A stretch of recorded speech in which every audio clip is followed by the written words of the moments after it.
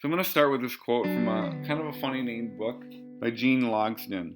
Invariably at the root of every ancient American civilization collapses an agricultural mistake.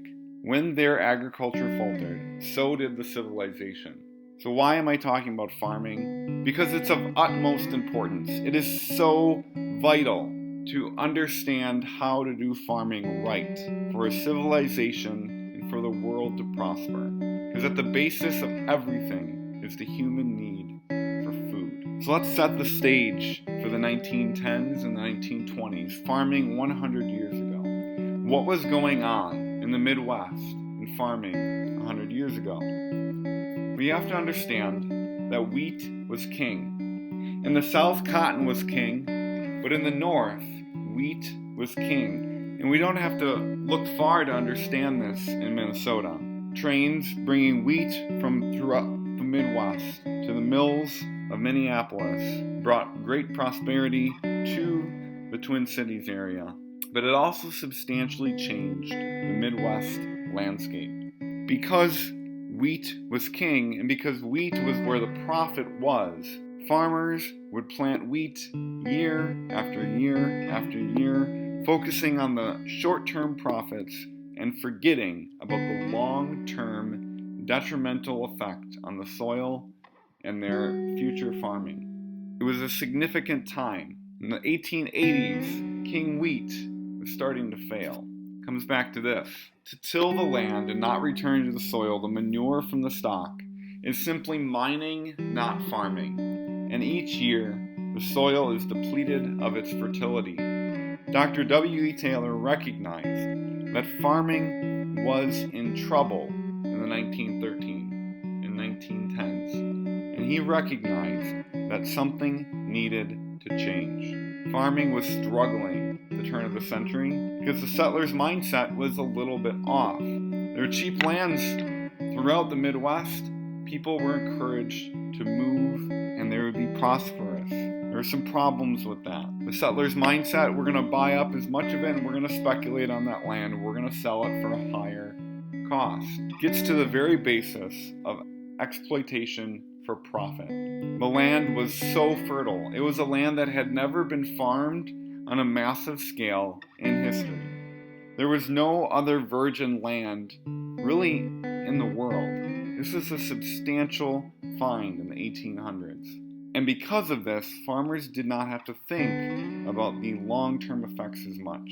There was a lack of education under farmers. If your land is so fertile that you don't need to think about fertilization, you don't need to think about education. You could just move on to a new farm. There was a joke that kind of went around that you would go through 3 wives and 3 farms in your life as a farmer. Basically, you could mess it up and you could move on and you'd still be okay. Because the land was cheap and there was a lot of it there for you. You could fail without having fertile soil. This general lack of need was ingrained in the settlers' mindset.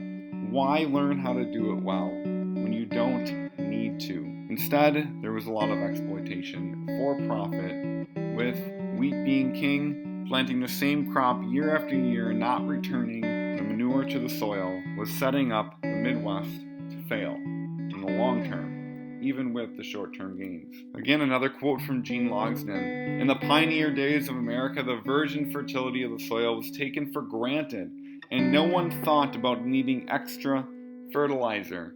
If you don't need it, why even think about it? Long-term consequences of this were substantial. It was especially bad in Wisconsin.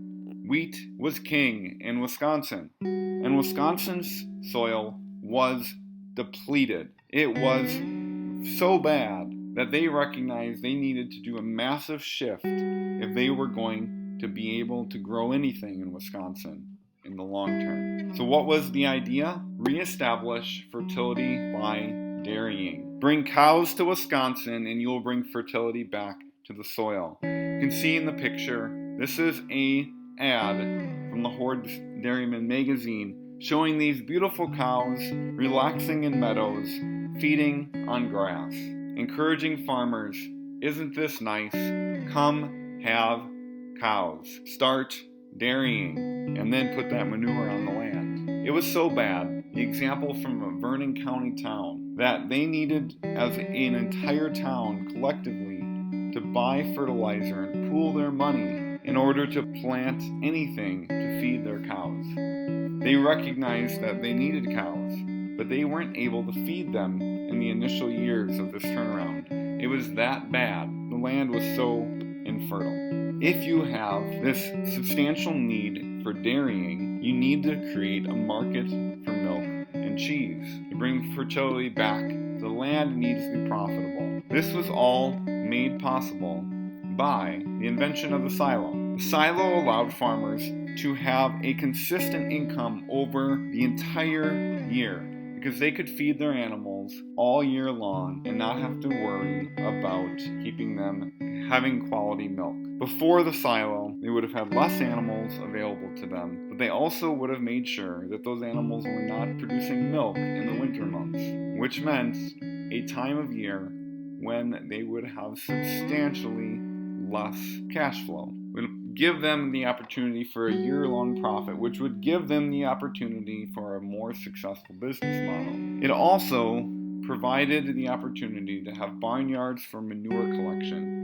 Because the cattle could be kept by the farm instead of needing to be out in pasture and feeding themselves, they could collect that manure so they could take that manure and put it back in the fields. A very significant piece of the history. The first silo in Wisconsin was in 1880. By 1914, there were 43,000 silos, literally changing the landscape of Wisconsin forever.